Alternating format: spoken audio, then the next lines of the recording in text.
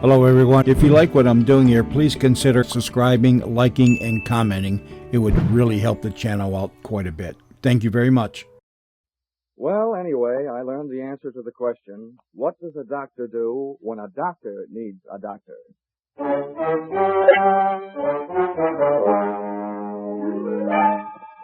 This is another in the adventures of America's fabulous freelance insurance investigator, Johnny Dollar. At insurance investigation, Johnny Dollar is only an expert. At making out his expense account, he's an absolute genius.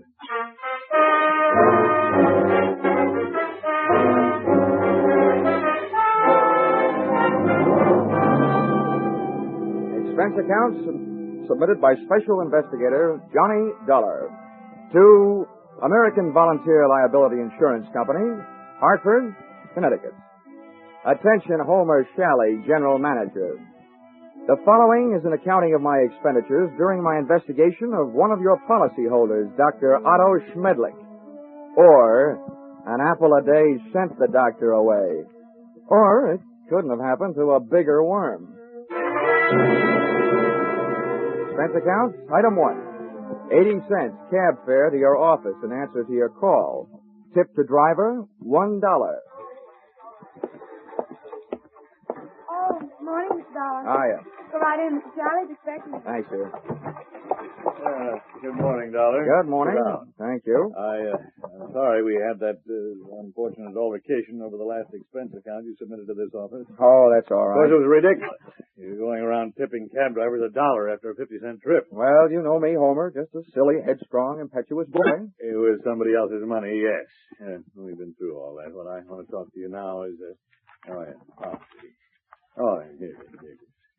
Dr. Otto Schmedlich, Los Angeles, California. California. Doesn't anything ever happen in Hartford?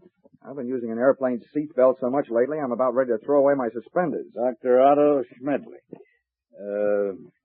I suppose you're familiar with the existence of that type of insurance policy which protects doctors against charges of malpractice. Yeah, I've heard of them. Well, we had the rare misfortune of issuing such a policy to this quack Schmedlich. Well, what do you want me to do? Go out and take his temperature? Dollar, when I want to laugh, I tune in Jack Benny. Now, this is serious. The policy we issued to Dr. Schmedlich only covers him up to the extent of what is construed as accidental malpractice. If we can prove criminal malpractice, we can cancel the scoundrel's policy. Do you have a good reason to think it's criminal, or are you just toying with a happy thought? Look, our company has already paid off on 2 claims. Recently, we've heard rumors about this man. It seems the Medical Association is watching him very closely. But so far, no one can prove anything. Now, Dollar, do you want the assignment? No. Well, I'll take it.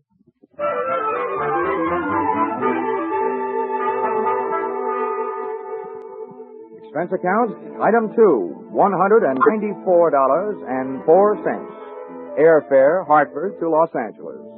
Item 3, $4.50. Cab fare, Los Angeles Airport, to the Sun Tower Medical Specialist Building, which I first spotted looming through the smog on Wilshire Boulevard, high in the high-rent district of the City Beautiful. Item 4, 55 cents, 11 nickels. Spent telephoning the Schmedlich office at 15-minute intervals until I at last found the doctor not in. In California, the doctors really specialize. And the buildings they work in sometimes really make the most of it, as I found out in the elevator going up. Second floor, eye, ear, nose, and throat. Doctors Care, Kreider, Whitehiss, and Osterban. Pardon me. Third floor, fractures, strains, sprains, and dislocations. Doctors Fowler, Woodruff, Toigo, and Brown. Oh, pardon me. Fourth floor, obstetrics, orthopedic, pediatrics, and general practice. Dr. Small, Collier, Reynolds, Frank, Stanley, Feinbaum, and Schmedlich. Would all these medical terms you just tossed off by any chance mean that we have now arrived in the land of the mechanized stork? To put it crudely, yes. Thank you, Jack Armstrong.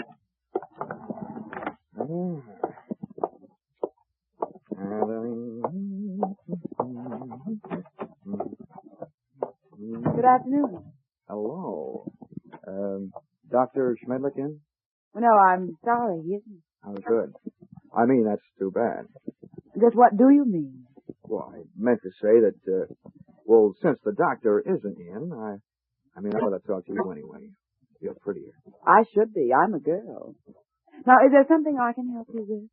Yes, as a matter of fact, you can. I have sort of empty feeling around my heart. What would you prescribe? Bicarbonate of soda. Is that all? Touche. Now I have an empty feeling around my head. Please, will you state your business? Oh, now, honey, you should know that anybody who walks into a doctor's office wants to live. And after seeing you, I really want to live. What are you doing tonight? Well, I am not in the habit of making dates with strange men. Who's strange? And furthermore, you are perhaps the most insufferable, egotistical Now, if you just person. give me a chance, darling, I'm sure I'll be able to prove you right. Why, I wouldn't be caught dead with you.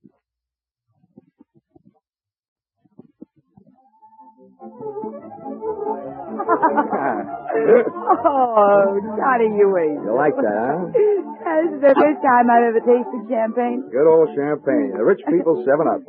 Well, here's to us. To us. Doreen, I feel like talking. Well, thanks for putting me on guard. Listening to you can do strange things to a girl. I want you to know more about me. I'm an insurance man. I didn't go up to your office hoping to see the doctor. I wanted to see his nurse. You. Why, Johnny Dollar, if you try to sell me... Oh, hey, now, wait a minute. Hear me out. You can probably guess it's getting pretty tough trying to sell insurance these days. More than anything else, the guy needs a new angle, and I've got one. People who go to doctors are worried about their health. Now, people who are worried about their health are worried about the security of their families. So, they become good prospects for insurance policies. Yeah, but at the same time, are they also bad risks? A lot of them are, yeah. But they can't pass the insurance physical. But there are plenty of others. You should know the figures prove there's many healthy people go to doctors as do unhealthy.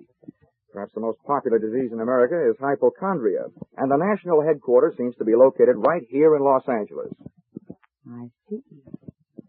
And from me, you want a list of Dr. Schmedlich's patients? Smart girl. Smart boy.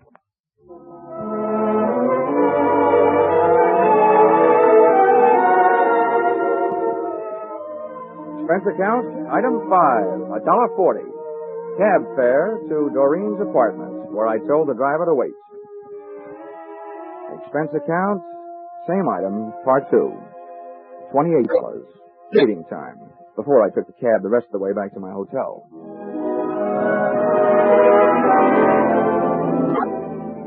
Expense account, item 6. Breakfast the next morning, $2 hard-earned dollars for 2 soft-boiled eggs. The hen that laid them must do barnyard bits in the movies. At least at those prices, she could have autographed them. At 9:30, I was right on time for my morning appointment with Doreen to pick up the list of Dr. Schmedlich's patients, a half hour before the doctor was due to arrive. Well, Johnny, for a man who stayed up so late, you're very punctual. Oh, that's me. The early worm who so often gets the bird. You got a copy of the list? Yeah, got here at 8 to type it for Oh, fine. you. Here it is. So this is wonderful. You're a doll. Yeah. A. Aarons. You'd make the top of any alphabetical list. Look, this is a selfish way of saying thanks because I'll enjoy it more than you will, but dinner at Romanoff's tonight? I love it. Good. Good morning, Miss Smith. Oh, good morning, Dr. Schmedlich. Oh, patients already? Oh, yes, Doctor. This is Mr. Dollar. He's out of town. Good morning. Well, all right. What's the matter with you? Oh, it's really nothing. Well, let me be the judge of that. I will make the diagnosis. I'll see you in a moment. Johnny, I don't know what happened. He's never come in this early before. I don't mind that, but I wish you hadn't made a patient out of Well, it. I just had to say something. He wants to know about everybody who comes in here. Johnny, you'll just have to go through with it. We can't let him know about the list. Okay. But what's this going to cost me? What does the old squarehead get for a checkup? $50 a consultation. Oh. Honey, instead of Romanoff's for dinner tonight, we better make it a drive-in. Sorry, Johnny, I am. You can come in now, Mr. Laura. With a D, Doctor. The name is Dollar. Oh, yes, I forget. I have so many cases on my mind. Now, if you will be so good to slip off your jacket and your shirt while I talk. Come on. Now, what is the nature of your complaint? Well, my back. See, I was in a small automobile crack-up driving out here. No, that's a dangerous, complicated area at the back. Now, if you'd be so good to get up on the table and lie down. Oh, all right. No, on your stomach. The feet down here, please. That's good.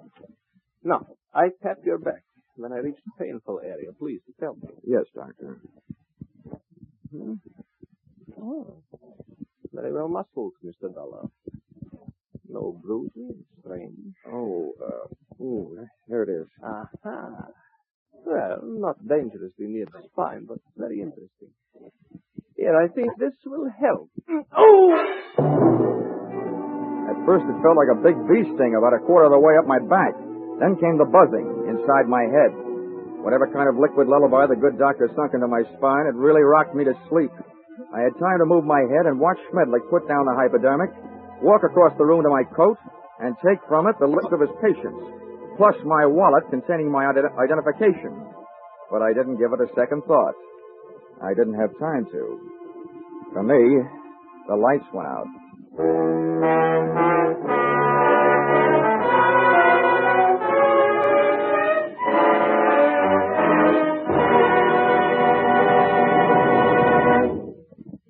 In just a moment, we will return to the second act of Johnny Dollar. But first, assets, one block of wood. Liabilities, more trouble than the legendary paper hanger with the hives. It sounds as though Edgar Bergen had a pretty bad bank balance, doesn't it? But luckily for you, he comes back week after week to the CBS studios with his block of wood named Charlie and lets himself in for more trouble. As for you, you're really in the chips when you take in the Edgar Bergen Charlie McCarthy show, heard over most of these stations every Sunday. Don't miss their brightest, gayest show tomorrow night on CBS, where this fall you hear them all. Tune in this fall for the show that you love best of all. Listen carefully, here's the address. It's CBS. Now with our star, Charles Russell, we return to the second act of yours truly, Johnny Dollar.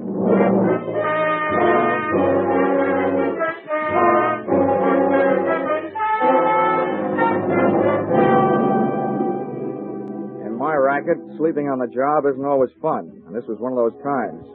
Waking up from Dr. Schmedlich's slumber treatment for nosy people carried with it a dark brown taste in the mouth, thickness of the tongue, and big bells ringing in your steeple. I was scoring on all those counts when I rolled open my eyelids, which fought me all the way.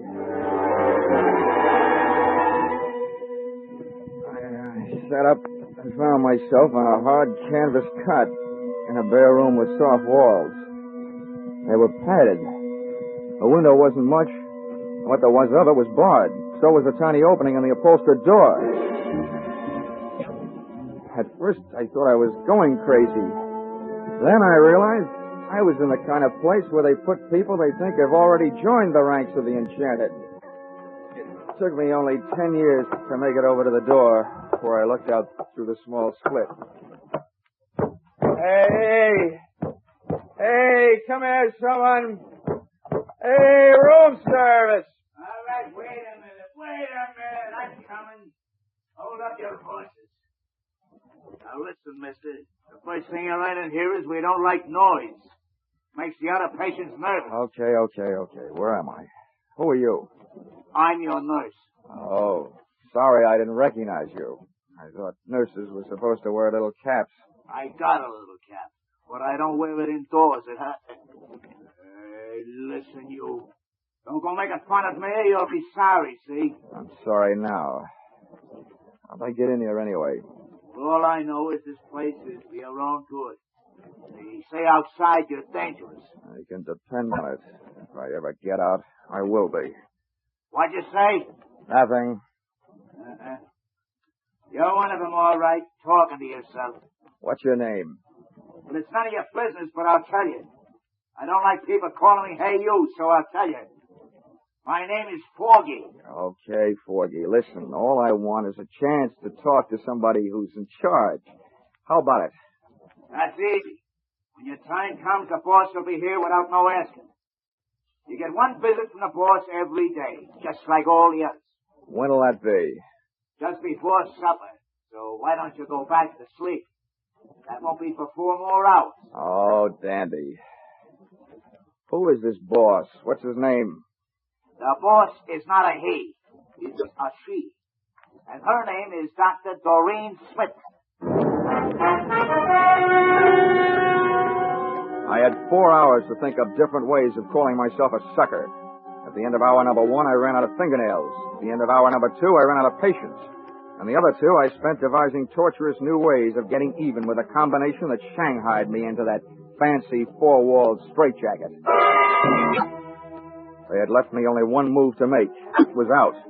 I figured that if the winsome Dr. Doreen Smith paid me a visit, she'd come with her body well guarded, probably by the charming, bemuscled behemoth, Nurse Forgy, who, from what I saw of him through that slit in the door, was no Florence Nightingale, believe me.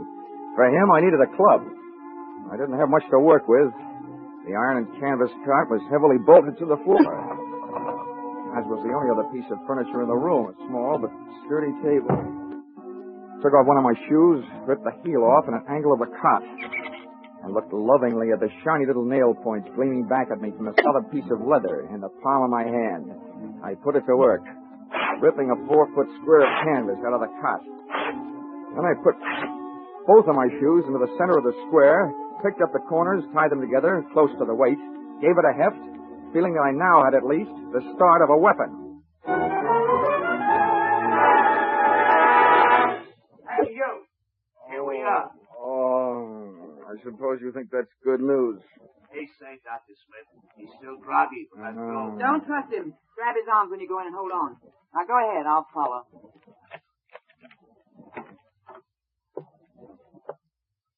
Don't try any tricks. It won't hurt you, see? Thanks, Darcy. I wouldn't. Think of it. Come here, you. Back in here, sweetheart. Oh, dropped your hypodermic. Planning on rocking me to sleep again, huh? Yeah, go on. Let me tell you something. This is one squirrel that's going to get out of this cage. Don't rub my fur the wrong way. My head aches. I'm seeing double. My nerve ends are whipping me to death. And for 2 cents, I'd punch you square in the nose. Because one thing for sure, you ain't no lady. Now, sit down. Stay there while I put on what's left of my shoes. You better go back to Hartford, little boy. This is big for you. Being around you will make anybody grow old in a hurry. What do you think you're going to do? Right now, I'm going to take your keys, lock you in here with Sleeping Beauty there, and then I'm going up for a breath of fresh air. Have fun, the two of you. You'll make a peach of a pair. I stumbled through the rest of the building, which turned out to be nothing more than a country house. There were no other rooms like the one I had just vacated. For that matter, there were no other so-called patients. It could have been a place maintained for the purpose of making people talk, or keeping them from talking. There was no telephone. I couldn't call out, but neither could anybody call in to find out that something was going wrong. This little crime crib was apparently located well out in the country. That meant that Dr. Doreen Smith had arrived in the car, which I commandeered and drove to the nearest filling station. No longer having in my possession that list of Schmedlich's patients, I flipped through my memory and came up with a single name I had noted in his office. A. Aaron.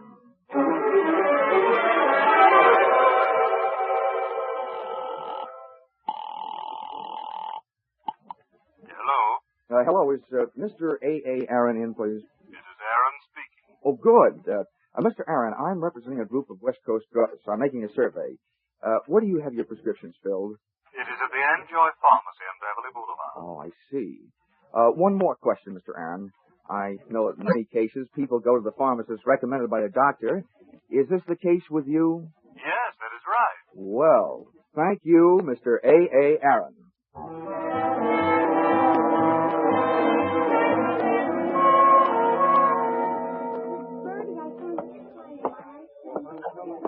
Pardon me, Mr. Anjoy. The clerk up front told me where I could find you. My name is Teller. I'd like to have a word with you if you have the time.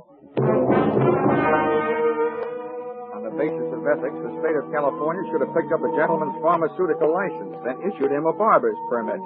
Mr. Anjoy loved to talk. From the 2,000 words he threw at me during the ensuing half hour, I managed to sift the following information. Dr. Schmedlich's prescriptions were usually refillable, dangerous, and habit-forming. I also managed to memorize the names of a few of his patients from the narcotics book. With these tucked into a lonely corner of my cerebral cortex, I limped out into the newborn night.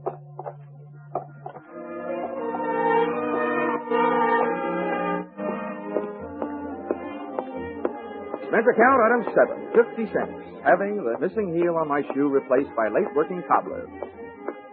Checking the owners of the first 4 names drew me nothing but blanks. The 5th drew me closer. Come on in. Her name was Millicent Royal. She was the kind of girl whose family takes up a full page in the Blue Book, and whose personal habits take up full pages on police blotters. Well, don't just stand there. Come in. Thank you. Sit down. Miss Royal, I'm going to be honest with you. I'm an insurance investigator. I don't want any. You don't understand. I said investigator, not salesman. I want to get a line on a doctor. Otto Schmedlich. You recognize the name? I might, but I'm not sure it's any of your business. Look, little lady, let's quit sparring. I've tailed friend Schmedlich this far, and now I want some information. What have you got? Nothing. He's a fine doctor, a wonderful doctor. I don't think he's doing you any good at all. You don't know anything about me. I'm afraid I do, more than you think. I know enough about Dr. Schmedlich to know that he's doing a lot of people a lot of trouble. I want to put him out of business, and you can help me. Oh, look, honey, Schmedlich is the one that needs protection. You do. You and the other people on the same spot you're on. Why don't you do yourself some good? I think you better leave now. Okay. Perhaps I'd better drop around to the home of Quincy P. Royal, Bel Air. But, Father, no, don't do that. And give me some answers. You can't make me. Nobody can. Anything that passes between a doctor and his patient is a secret. Nobody can make me say it, not even a judge. Whoa. Wait a minute. All right. If you change your mind, I'm staying at the Park Beverly Hotel. I'll trip them up sooner or later. If I have to, I'm turning it over to the federal men. Narcotics department. Why did I ever let you in here? Get out. Leave me alone. Go away. Please. You can't make me do anything. Well. Is my estranged wife having a lover's Bill, quarrel? get this man out of here. Make him leave me alone. I don't see why I should rescue you from anybody's clutches. But you, I don't like your look, so get out before I bust you in half. You know, you look like just the guy who might be able to do it. Happy honeymoon.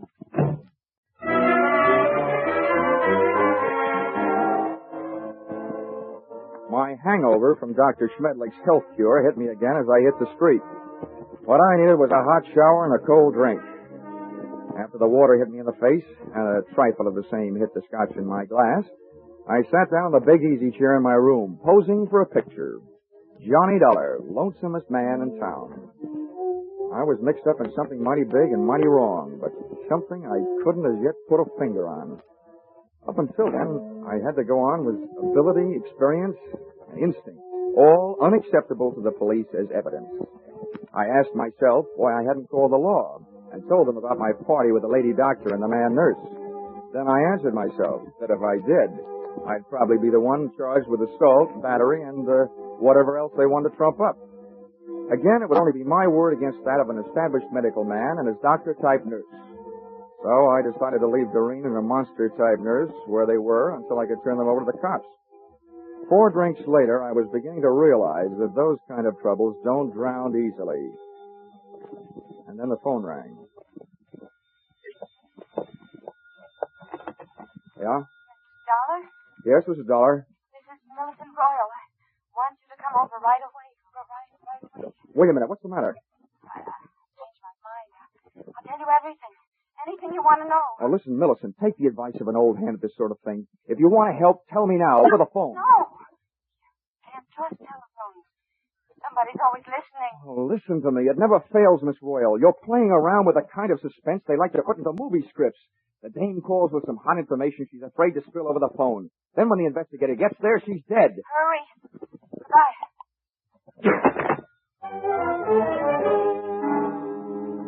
I went there. I was right. She was dead.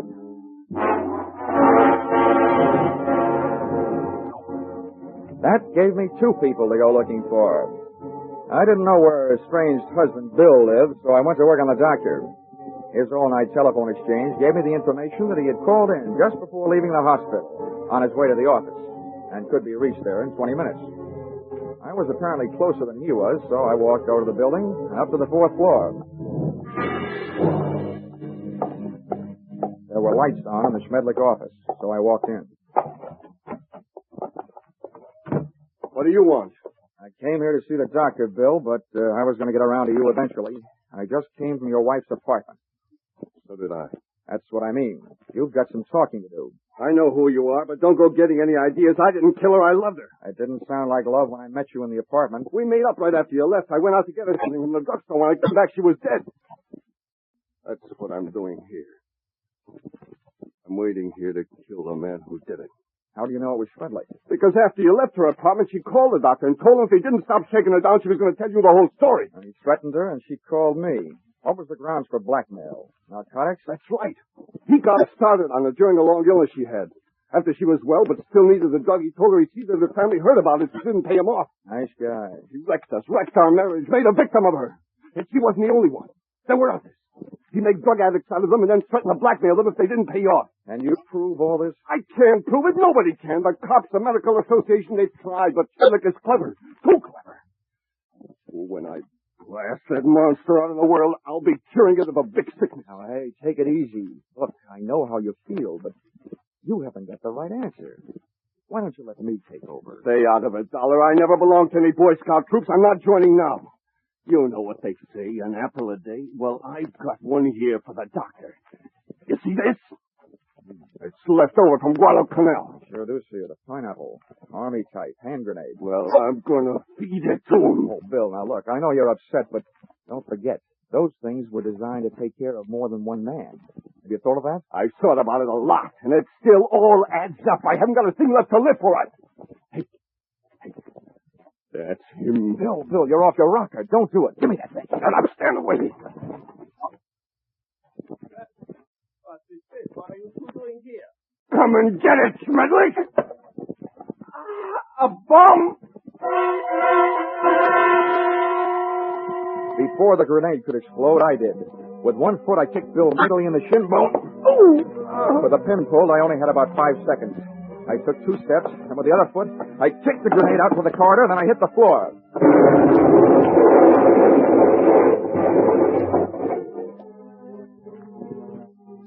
All right. I'll still take you to pieces, Schmedlich. I let Bill go to work on the doctor until he had shocked him into a state of unconsciousness. And to save Bill from a murder rap, I did the same for him, with a loose, portable typewriter. Sorry, but it's time to typewrite the tagline, William. P.S. Then I called the police.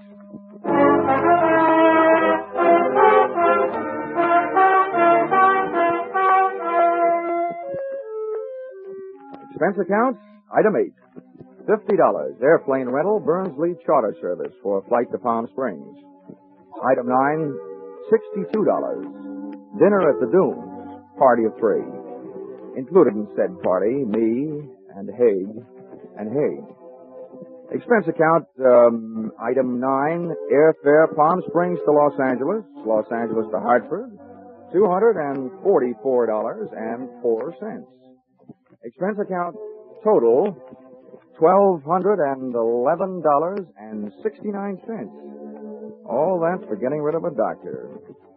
And if you react the same way you reacted to my last expense account, it'll probably mean that you will be needing a doctor. Signed, yours, truly, Johnny Dollar.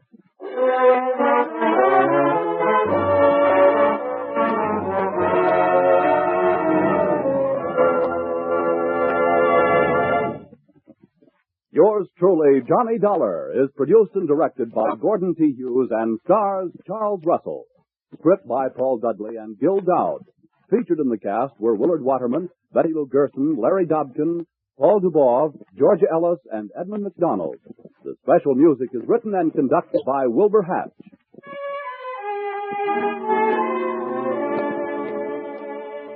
Be sure to be with us next week when another unusual expense account is handed in by yours truly, Johnny Dollar.